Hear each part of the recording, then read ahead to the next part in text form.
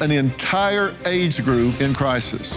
What's got you so negative? It's scary to think about the future. The amount of time that I work, it seems to just be enough to stay afloat. Your approach is anger and frustration as opposed to working harder. It's a lot easier to get all doomed and sad about everything. Is anybody in Gen Z going to make it? It's just out of our control. Oh, it's never out of your control.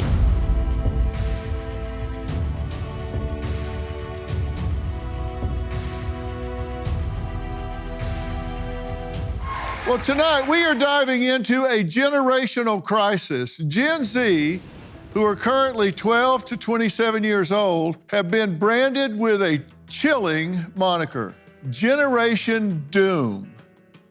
But what's behind this stark label?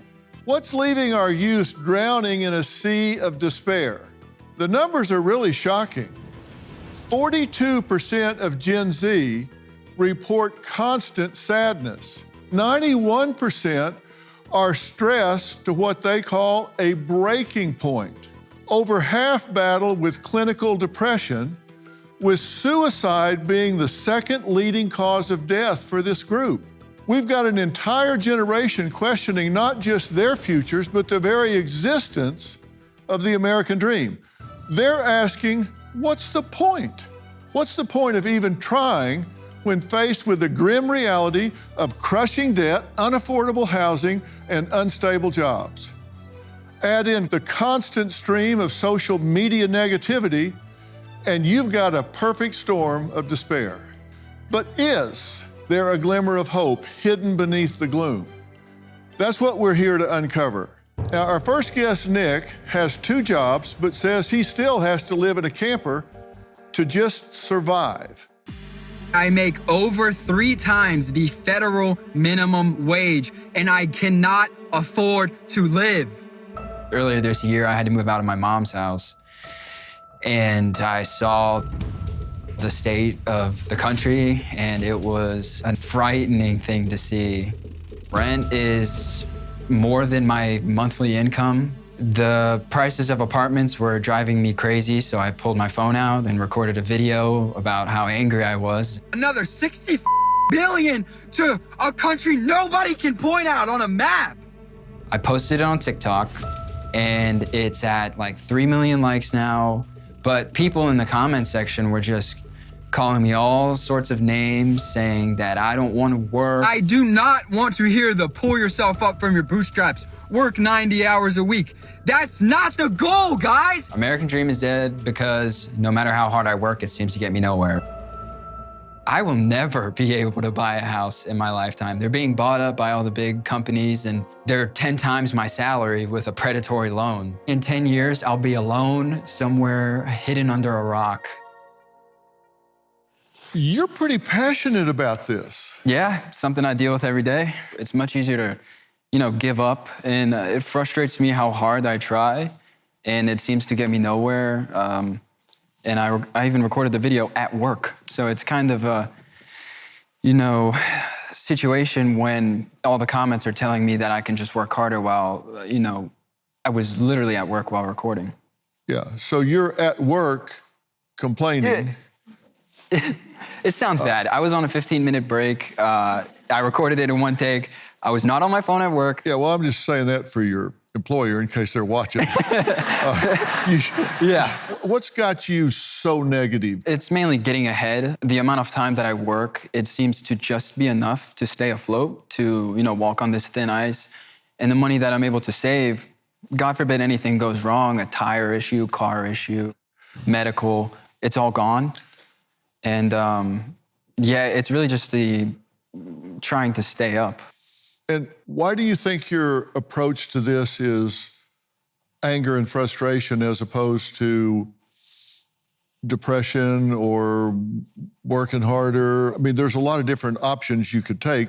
It's a lot easier to, get all doomed and sad about everything, but when that kind of gets nothing done and it only hurts yourself. But like in my video, I was enraged and I wanted to start a conversation about it. And a lot of people resonated with the passion, and the language could have been a little bit better, but I I saw many people I agree. thought it was pretty, there's a lot of legitimacy to what you're saying. You take somebody your age, a generation ago, they did anywhere from 10 to 25% better financially than what you're doing right now. And that's your point, right? Yeah, it's in even bringing that up, people try to invalidate you and bring up little nuances in the argument and say, well, it was just as hard for us. But statistically, it is not getting any easier. Well, I don't know what they're talking about. You do have a steeper hill to climb right now. 100%.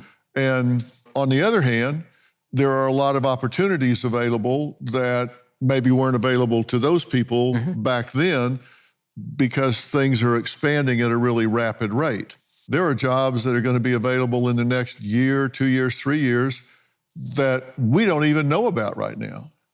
Things are changing technologically. Do you have any hope that there are things that you may not even know about that are coming up? It's kind of my only source of hope. I never say no to anything, and I'm constantly on the lookout for things that can help. When they tell you that it was just as bad then, I mean, let's look at some comparisons between what's going on. Today's 40-year-olds own 25% less wealth than other generations at the same age.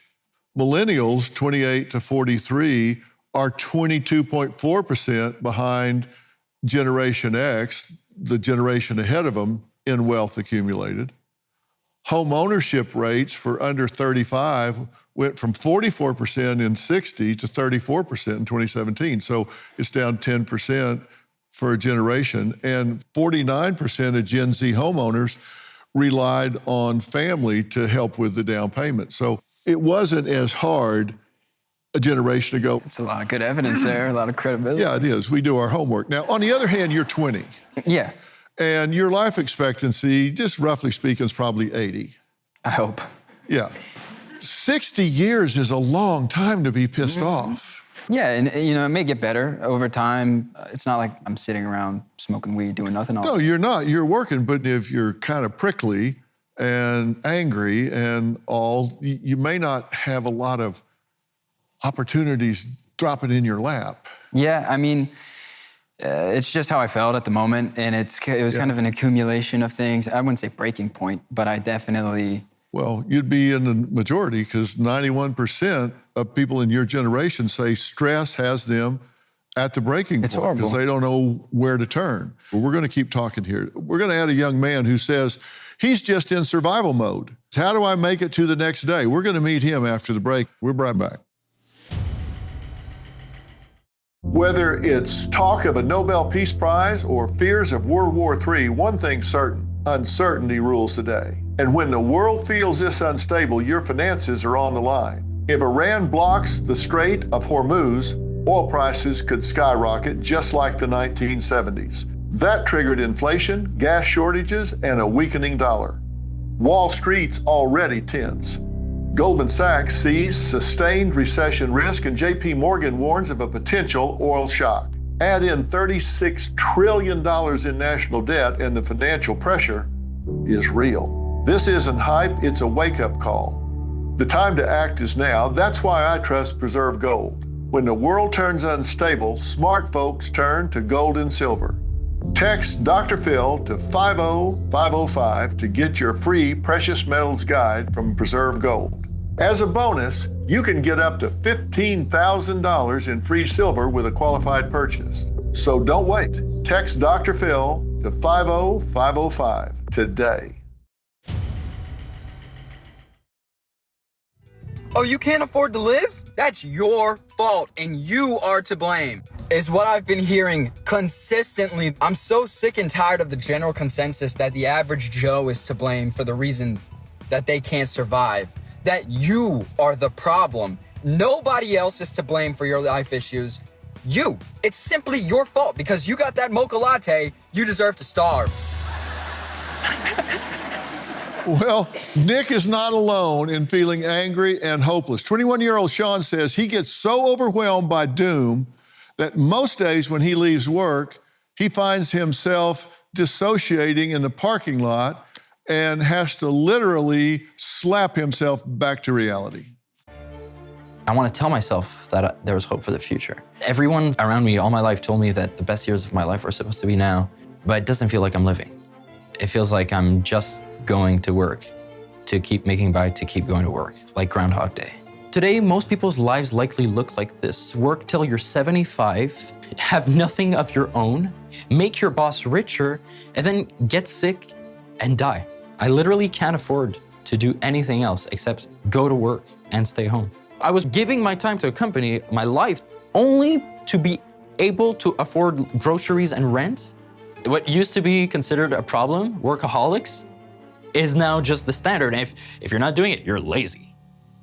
Why are we removing so much value from time? Sean, I'm glad you're here. You say you're in survival mode day to day. What's that mean? It feels like we've given all of our time now to simply work, to be able to afford to go back to work the next day. There's no more time left for us to just live and spend time with family. What's it supposed to be like at 21? Well, I'm aware there is a lot to face and overcome, but I do wish that I was able to aspire to something. I'm not someone who sits around all day. I love work. I work all the time. When I get home, I study, I take personal courses online to try to learn more and really get ahead. But I'm starting to question myself if it's worth giving all that effort if there's nothing to look forward to. I don't know how y'all feel about this in the studio watching this, but these two weren't chosen at random, because a lot of people say we got a whole generation of young people that are just sitting around whining and playing video games. These are two young men that are unhappy with where they are, but both are working hard every day. Neither one of you guys are lazy, right? I mean, you're both working, but I tell you something that I know, and I know some stuff. I'm old. It's not what happens in life that upsets you. It's violating your expectations of what you think is going to happen in life that upsets you. It's that way about getting married. You know, if you get married and you think, oh, it's just going to be wonderful and romantic and sexy and exotic every day, and then you get married and you find out, yeah, it's not exactly that way. You got to share time and space and division of labor and money and all. There are challenges. And you expected it to be like a movie, you're going to be upset. But if you expected that, hey, this is a partnership, we're going to have to share time, space, effort, money, share problems, then you go, hey, this is what I expected. My expectations aren't violated. I'm good. That's why I ask you, what did you expect life to be like when you were 21? Because your expectations are obviously violated. You're getting something different than what you expected. You're completely right. Thank you. I agree. Of course, I was not expecting the billionaire lifestyle. But What were you expecting? Have you ever asked I was yourself that question? expecting to be able to save up, to work hard and see a result from my work where I see recognition from that, and to be able to save up a little bit to at least aspire to maybe own a home one day. Because that would be my goal. I want to have a family and a home one day. And that feels just as far-fetched as a concept right now and so distant. I can't even set aside any money. Right now, I'm living off of my savings because my income is lower than my car and rent. That's not considering insurance or food or anything else. Listen, I legitimized your complaint, right? I said, you're right, it is tougher. But are you guys expecting to go too far, too fast, too soon, as opposed to just trying to get up on your feet when you're 21? Are you holding yourself to too high a standard? To be completely honest, I'm stuck living in the present where just next week's paycheck is so important that it's not even about what expectations I have for the future. I don't even get to think about the future. Yeah. So you can't afford to get a head cold right now. I'm living right now. Yeah, you're just minute to minute, paycheck to paycheck. Yes. Okay. It's scary to think about the future. All right. Next, we're going to meet a massage therapist who says she constantly asks herself, what's the point? So much so that she suffered a serious mental health crisis. We're going to add her to this conversation when we come back. Well, tonight we're talking about an entire age group in crisis, a peer group branded with the moniker Generation Doom. I'm talking about Generation Z. Brooklyn is part of that generation and says that she spends up to 12 hours a day on social media. What could possibly go wrong? She says doom scrolling and rage baiting can make it feel almost impossible to experience any kind of joy or any kind of optimism. We are the generation that is waking up to the myth of the American dream. I think Gen Z is dubbed the Nihilist Generation because they feel that they have wasted their time and their money pursuing a degree that we were told to pursue, and it's amounting to nothing. I got my degree in political science and liberal arts. I am currently a licensed massage therapist, so I'm not using that degree. I'm currently going back to school because my BA doesn't mean out here. The American propaganda machine sell us this lie of like, work hard, go to school, get a job, buy a house, have a family, and it's all gonna work out. I've had a couple depressive seasons in life. I just screamed until I cried, where I'm just like, I'm working this job, I'm not making enough. If I wasn't with my partner, I'd probably be at home with my mom. It just manifested me retreating. And that creates a really unhappy place in your head. I feel like we're dealing with a lot of these mental health issues, and we don't have the money to afford a therapist. I feel like, what's the point of the 40-hour work week? What is the point of saving my money and budgeting if I don't have enough to save in the first place? And what's the point of having kids? I can't confidently look at even the little ones around me and say, yeah, we're leaving the world in a better place. Thanks for being here. Thanks for having me. You need to define a couple of terms for some of us that might not know it, like doom scrolling and rage baiting. Okay. I guess doom scrolling is the concept of literally scrolling for hours and hours and hours, and your algorithm picks up that maybe you've interacted with something negative that further feeds more negative things onto your feed, and it keeps you there. And rage baiting is posts that intentionally make you angry. And I think algorithms and probably tech firms love that because you're gonna comment, you're gonna repost, you're gonna add your opinion, and you could be stuck there for hours. Do you get caught in that? I try not to. It'll come up every once in a while. I'll notice maybe 2 hours on the phone, and then I start to get a little headache. Yeah, how about you? I don't have any of those apps. Okay, good for you. Do you realize that you're programming your brain? Well, I think that's a bit reductive What about it is reductive?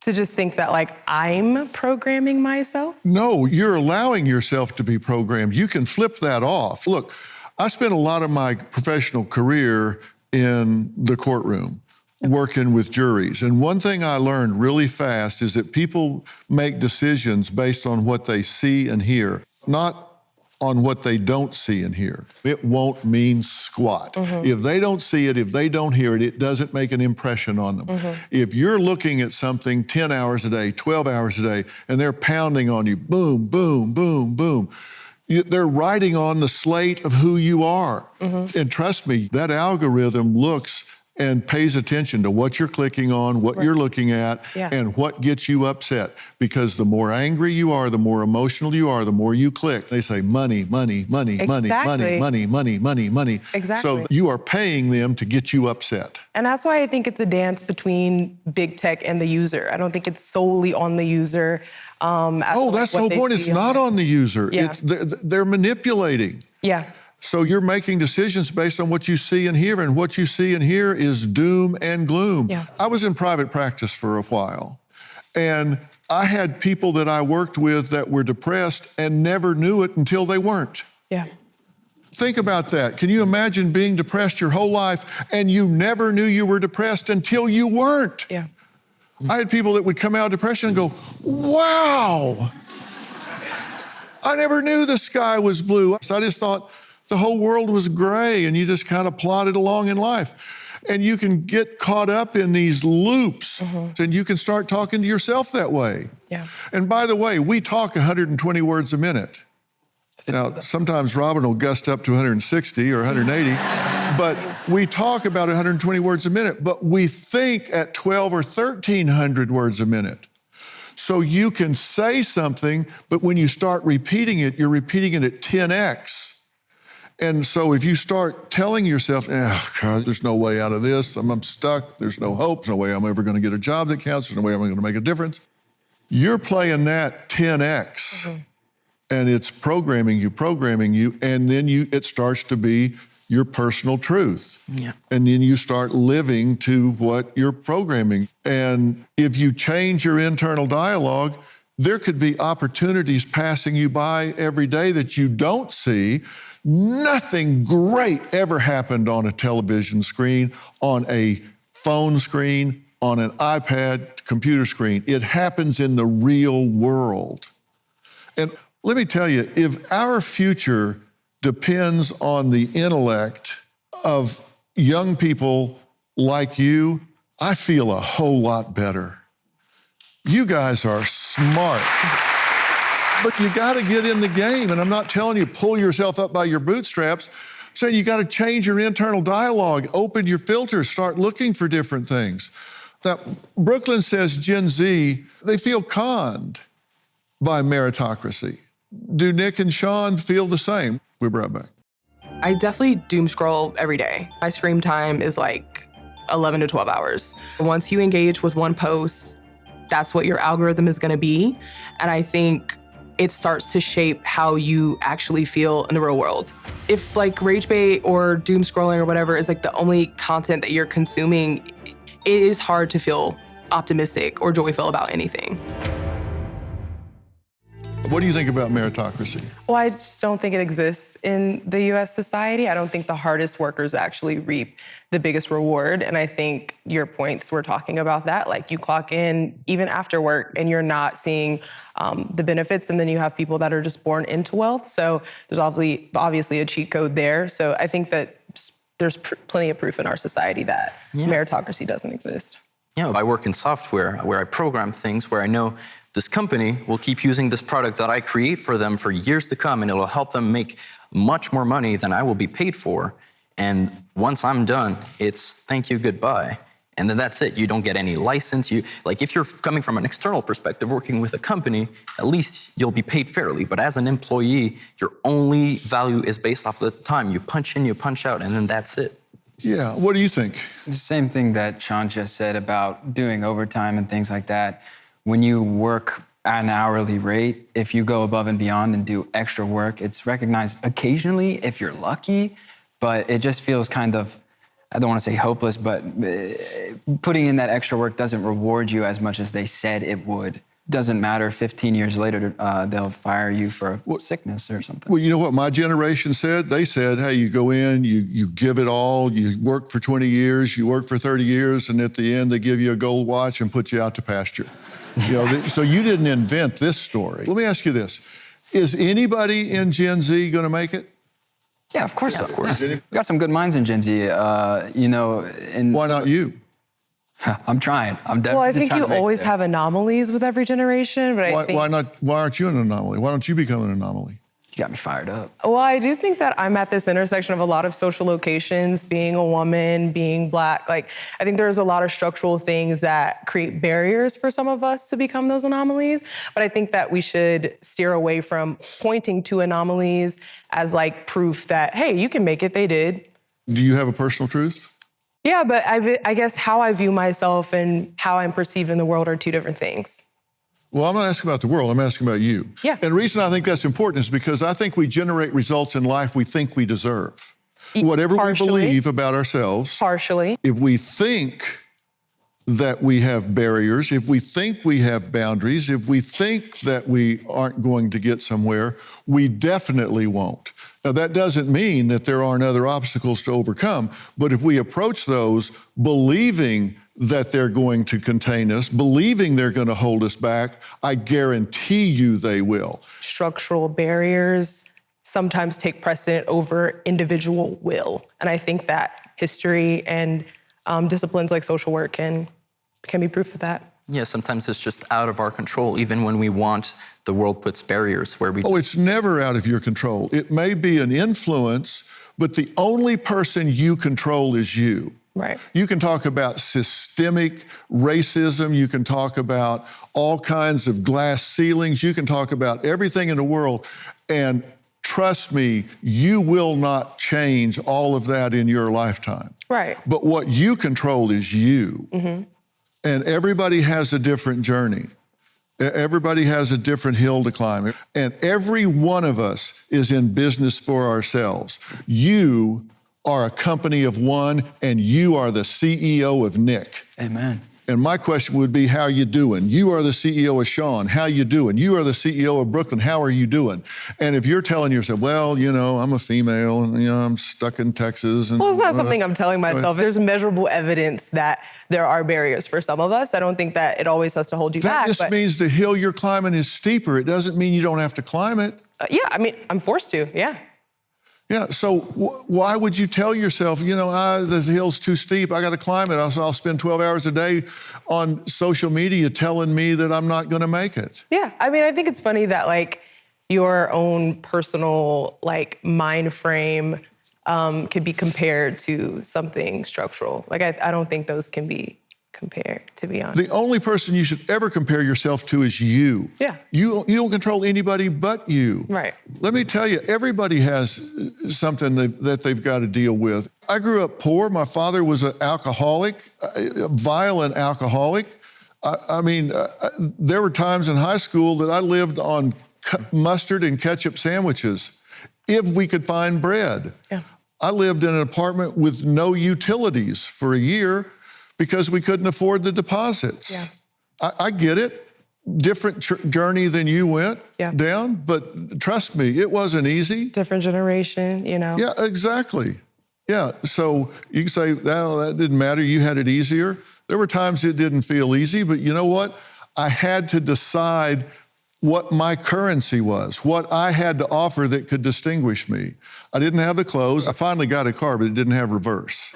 So you never park downhill. Yeah. Because you ain't backing up. And I think that's an awesome story, and I think there's a lot of anomalies that have stories like that. I don't think we can make sweeping generalizations based off of an awesome success story. You don't have to make a sweeping generalization. You have to decide you are the CEO of Brooklyn. How are you doing? What is your plan? Are you doing things that you can answer some important questions?